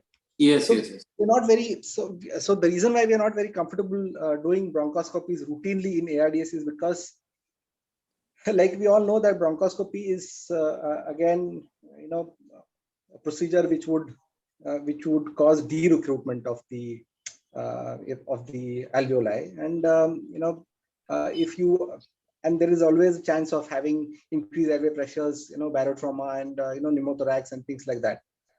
If the airway pressures suddenly increase when you are doing a bronchoscopy, but if you have to do it, then you would have to do it on a what we do is, of course, if you are requiring a very high pressure and very high FiO2, then we tend to avoid doing bronchoscopies for obvious reasons. But if we think that the patient is reasonably okay to tolerate the bronchoscopy, then we do it with the from the diaphragm of the catheter mount that is holding the endotracheal tube. Similar for whether it is intubated patients or a patient on a non-invasive. Yeah. Okay. Okay, thank you. So one question is from our student, our fellow student, Dr. Masood. So in ARDS patient, to avoid hypercapnia, we go to increasing the respiratory rate up to 35, and increasing such high rates increases the mechanical power delivered to the respiratory system and resulting in ventilator-induced lung injury. So so probably I would like to hear from Dr. Srikanth. So any role of early ECHO in patient requiring respiratory rate more than 24 to 26, especially in a moderate to severe ARDS. So either Dr. Raymond or Dr. Srikanth. So what is? See, let Raymond also tell his view, but I personally feel mechanical power, we need to understand more about it before we just start applying it on every single, or use it as a rule of the thumb that about 35 mechanical power is going to increase and nothing good is going to come out of it. And we should go in for more invasive extracorporeal therapies. The extracorporeal therapies do have a role, but that is a very select subset of patients. Okay, at this stage of time. I mean, time could change because it is predominantly only for removing carbon dioxide, right? There was a time when permissive hypercapnia was there, we used to tolerate high. Now the thought process is that try not to keep it very high, but I mean, in most of the cases, up to 35, really, you will manage to settle out with the carbon dioxide. Unless it is dropping your pH so badly that you need to intervene, the level of carbon dioxide per se should not really matter to you, unless it is further increase the pulmonary artery pressures. So just going for premature ECHO or any such thing, putting in another invasive catheter, getting into an extracorporeal circuit, which is going to be an expensive thing, and the exact time frame of which you really don't know, and only purely for carbon dioxide removal in the background of ARDS won't be justified. If you were to go in for an invasive device, you might as well go in for ECMO, which will provide you both oxygenation and carbon dioxide removal both at the same time. So ECHO will be a bit too much premature at this juncture to suggest that that should be used routinely or should be based on a specific respiratory rate or a mechanical power. I would not agree with that at all. I would like to hear what Raymond has to say about it. Raymond, what would be your idea? Yeah, so I don't have much to add. I fully agree that we don't chase the power numbers. Okay, we don't really chase numbers. We agree those are all the we've had wonderful insight into the pathophysiology. Now we know the importance of stress, strain, and power in the villi, the whole process, but we don't chase it. And I think we've already discussed about this hypercapnia and now what is the level that we would accept. So definitely there is no rush to any of the extracorporeal therapies, because of course, it is very easy for me to say that it has not been proven to improve survival or anything in evidence. If you're talking about evidence, we have some of these nice trials that have come out. The REST, which is the latest and reasonably large multi-center trial, and then even before that, we have some feasibility trials, Supernova, Extravent, all of those. Okay, but the summary of that is it cannot be routinely recommended. Well, there may be a select subcategory of patients where there is, you're just not able to do anything to get the pH up. You may have to consider. But practically speaking, again, I'm just going over the same things that I mentioned earlier. Subtle things are that we often miss. Dead space either in circuit, or look at how you can minimize dead space in the parenchyma. Maybe your settings are wrong. Maybe there's too much of overdistension going on around. These are the common things. And prone ventilation comes in really to your rescue, be it hypoxemia or be it hypercapnia. Most of the times, VQ adjustment, most of the times just helps you with it. And in very refractory cases, again, if the severity of ARDS is also so high, most of the times we land up with an ECMO. Now, ECHO-R, that is extracorporeal selective carbon dioxide removal alone, in terms of evidence, also doesn't fare well. In terms of serious adverse effects, also doesn't fare well. So right now, I'm not saying it will never become an important adjuvant treatment, but as of now, I think we still need to focus on better ventilatory strategies. And it's probably not yet time for routine use of extracorporeal carbon dioxide removal. Correct. I think Dr. Jignesh has some opinion and he has put some nice comments. So Dr. Jignesh, if you can summarize. Yeah. So basically in COVID, we were using closed section catheters. The routine one we use in ICU, the sterile ones after clamping the tube, we were using those for collecting the endotracheal aspirate samples.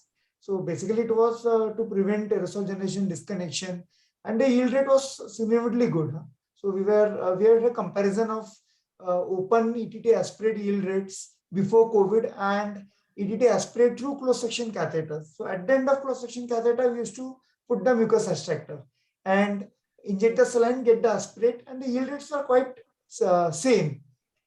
So to prevent aerosol, just for collecting the ET aspirates, bronchoscopy, definitely if you have mucus plug and other issues, you will probably have to have a bronchoscope done. But just for collecting the samples, ET aspirate, this closed section, new closed section catheter, sterile one, for aspiration was, we found it to be useful.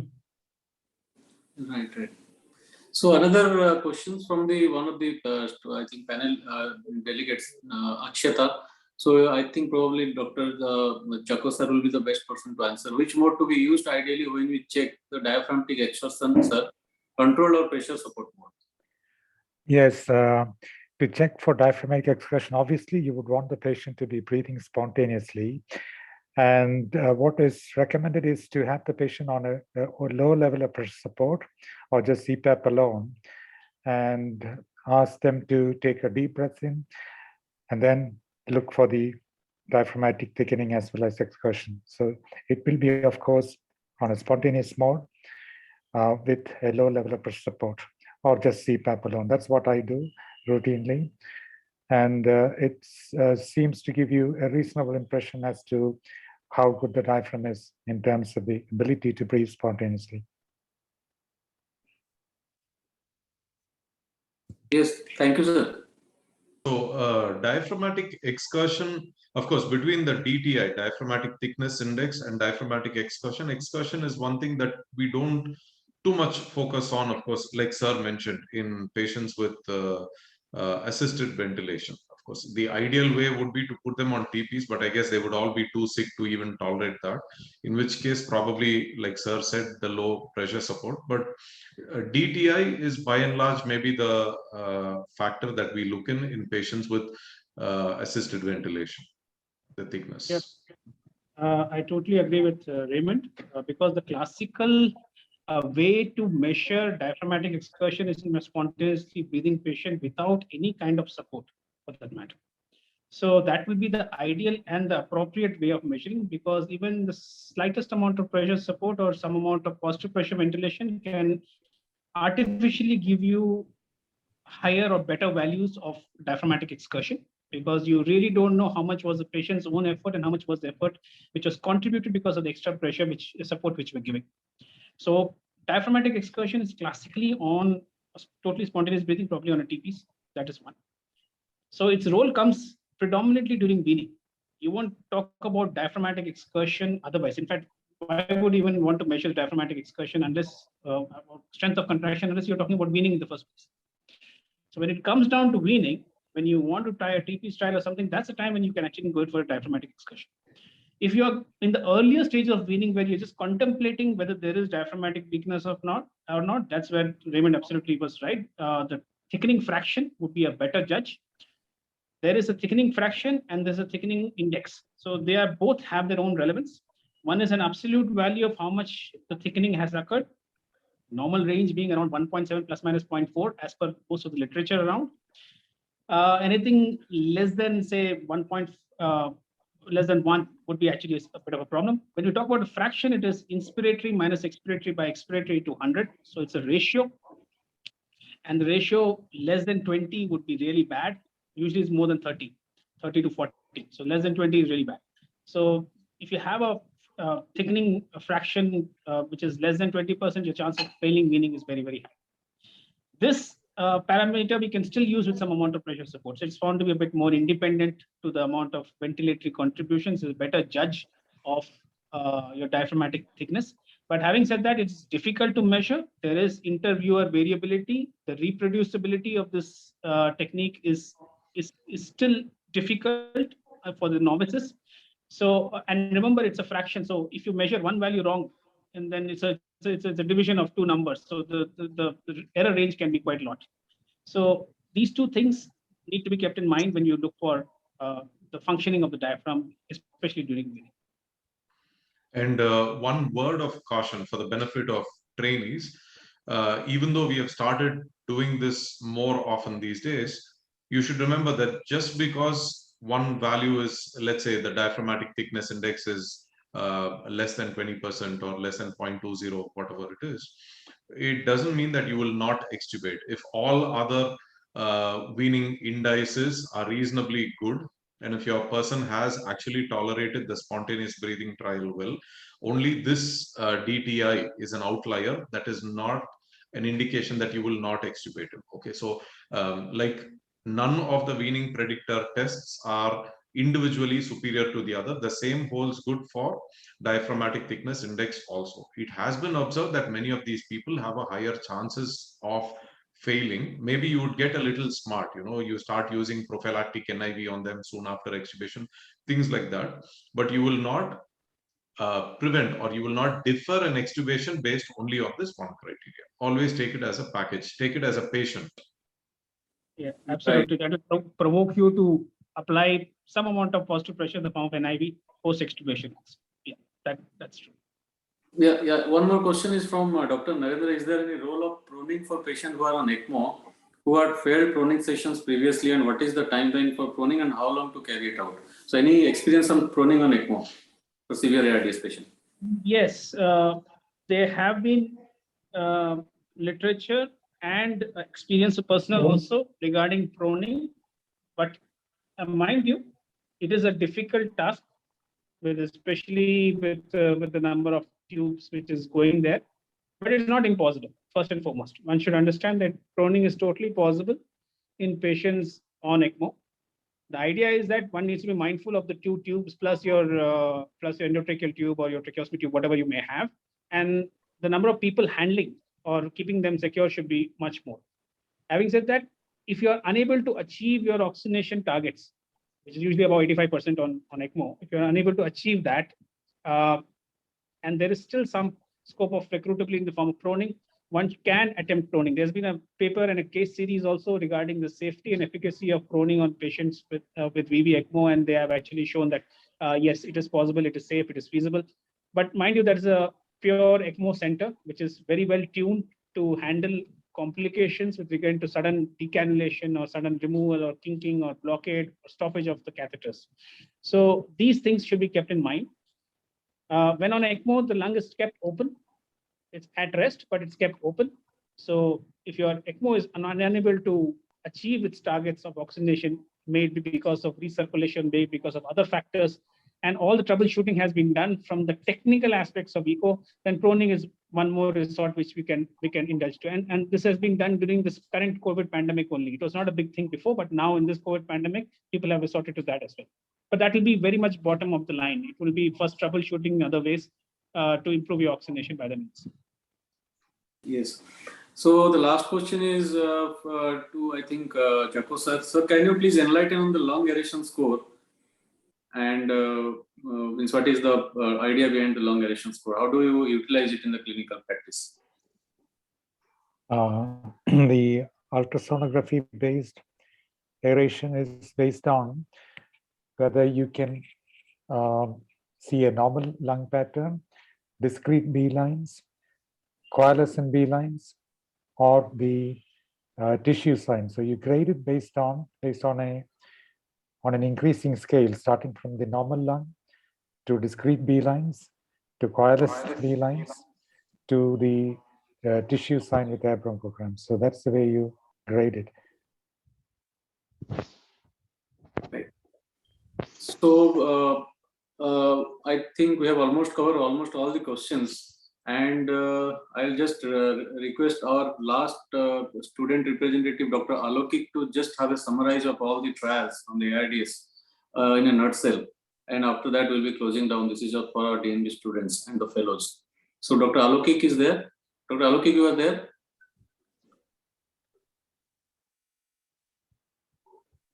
Am I audible, sir? Yeah, please. So, yeah, I'll try to summarize. Basically, I tried dividing the trials based on the approaches they took for most of the parameters used during ARDS. So my first take was on protective lung ventilation. Most of the landmark trial was ARMA from the ARDS-net, and what they showed was that the duration of the mechanical ventilation and the hospital mortality did decrease when they compared low tidal volume versus the conventional tidal volume in the ALI and the ARDS group. And the recent trial was the REST trial in 2021, which compared low tidal volume with ECHOR, as was discussed earlier with the conventional tidal volume use. But it was a negative trial and it showed no difference in the 90-day mortality per se. As far as comparing the open lung approach versus the approach to ventilation using the ARDS, I think Sir has already mentioned that most of the trials have been negative, and we still stick to the ARDS protocol. As far as the prone positioning is concerned, it is the only one of the only intervention that has shown betterment in the patients of the ARDS per se. And I had a question on steroids, if one of you can take it, because the trials that were done on steroids per se are also not so clear. The recent trial in 2020, the DEXA ARDS did show some benefit, but then majority of the patients in that trial were not prone. So that's it from my side, actually.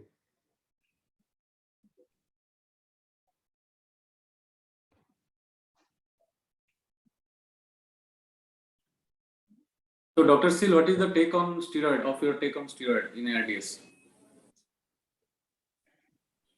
So like the doctor mentioned that steroids in ARDS has only been shown to be beneficial if you are dealing with COVID ARDS. And again, whether you use 6 milligram versus the 12 milligram also, which is shown trend towards benefit when you use 12 milligrams. Having said that, there is no benefit for using steroids in other etiology of ARDS, apart from some, diffuse alveolar hemorrhage or, in cases of PCP pneumonia or something like that. Apart from that, yeah, there's no role of steroids in ARDS. I think if you use, you have to use it early. So I think the first 7 days, or that is better. So once before the fibrosis has developed, so probably that is the best time where the steroid can work. So if I can quickly add to that, in fact, this is a very, very interesting topic. I know we are running out of time because there are good number of trials for, good number of trials against. One thing is very clear, that there is no role if you use it beyond 14 days. So that we have a very clear answer, no steroid beyond 14 days. Now in the early period, we still don't know. There are some subsets which seem to be benefiting, some which don't. And the fundamental understanding is that ARDS is a very, very heterogeneous disease. We have ARDS from pancreatitis, from sepsis, from community acquired pneumonia. There may be special subsets which actually benefit from steroids. So if we are going to summarize evidence, I need to just conclude saying there is still clinical equipoise. Okay, it may be beneficial in some cases, it may not be in some, we don't know which. I would say that, if it's a situation like, for example, COVID pneumonia with ARDS, definitely there is an indication. Or maybe if it is somebody with the septic shock, then maybe the stress dose steroid might benefit. Somebody with a CAP. Definitely, I will not use in somebody, say, who has a TBI and or a polytrauma TBI and contusion ARDS. So there are probably situations which benefit, probably which don't. So clinical equipoise still exists, but definitely not to be considered beyond 40 days. Yeah, thank you. So one of the delegate has asked, how do you do ultrasound in the prone positions? Dr. Shrikant. Yeah, see, ultrasound in the prone position, obviously you can see the posterior part of the lungs and the lateral part of the lungs. You can't see the anterior part of the lungs since you are lying upside down. So that is the limit to what you can actually see on a prone position. So the best thing to actually see whether proning is actually helping you or not is to do an ultrasound of the lungs before proning, and then do a follow-up ultrasound of the lungs after proning and once the oxygenation have improved. So you can actually make out a difference in the pattern or re-aeration, as Dr. Chapo has already told you, the re-aeration of certain areas of lungs which have previously collapsed or densely congested in the form of a large amount of venous. Mind you, proning will redistribute fluid by gravity. It's now going to redistribute the inflammatory process. Right, but yes, the proning will actually the ultrasound of the prone patient will tell you how much of the lungs have been recruited, at least posteriorly. Which is actually the area of interest. So it's actually good that we will be able to see the posterior, which is now the anterior property. So that is exactly where the dense consolidation, and you want to see improvement in the aeration scores. And in fact, it's one more thing is, if you are able to see a complete aeration of the posterior part, it says that such an area is amenable to recruitment. So that gives you an idea that this patient may benefit from slightly higher levels of PEEP. So this is something which is of benefit. But mind you, when I say that, when you want to actually adjust PEEP with ultrasound, you have to be a bit cautious, because ultrasound cannot see over distension by any means. So 2 rules of the thumb. First of all, don't try to open total consolidations. Consolidations will never open up. So don't try to give that much pressure that the consolidated area is trying to open up. No, you're going to over distend the normal alveoli and cause barotrauma. You can't do that. Your area which you're targeting with recruitment maneuver is the intermediate zone, the area which is partially collapsed, which will appear like dense B and not totally consolidated. So that's the zone which you're really trying to target. If you have a diffuse B profile, a B dash profile, then you can go in for high level of, even anteriorly, you can go in for high level of PEEPs, because what happens is that when you try to recruit, usually the upper or the anterior alveoli are more or less spared. So over distension of those alveoli can occur. But if you have a diffuse disease involving the anterior part of the lung also, then a higher level of PEEP can be given. However, if your distribution is only posterior, sparing anteriorly, here you should be a bit cautious about giving very high amount of PEEP. Why? Because the amount of pressure which you require to open the posterior part, you may actually end up over distending the anterior part. So such patients are the ones who can also benefit from proning if there's a gravitational distribution of increasing congestion. So such patients are also a candidate for proning. So this is how ultrasound helps you to decide which patient to prone, if you want to prone or not to prone. And second is how much PEEP to be given, high PEEP or the lower PEEP strata. And can you quantify the severity of the ARDS based on the ultrasound finding? No, you cannot. See, severity of ultrasound is not based on ultrasound findings. First of all, ultrasound is a surface technique. Okay, you see only 1/16 of the lung. Okay, 1/16 of the lung is hardly anything. So even in the best of circumstances, you only see 70% of the surface of the lung. So the rest of the lung is totally not seen. You really can't say that this can quantify the severity. But yes, having said that, let me put it that way, it can help in triaging. So that's what people have done during the COVID pandemic, where they have based on the ultrasound score at presentation. They have triaged the patient as mild, moderate, and severe. So if the score is less than 5, they've said it is mild. If the score is 5 to 10, moderate. It's more than 15, they automatically say it's severe and you automatically go into the ICU. So based on that, that's how they have redistributed or triaged the patients. But beyond that, to classify as mild, moderate, and severe ARDS really doesn't make sense. Yeah. So I think we have covered almost all the top questions from the delegates, and it is a very wonderful session.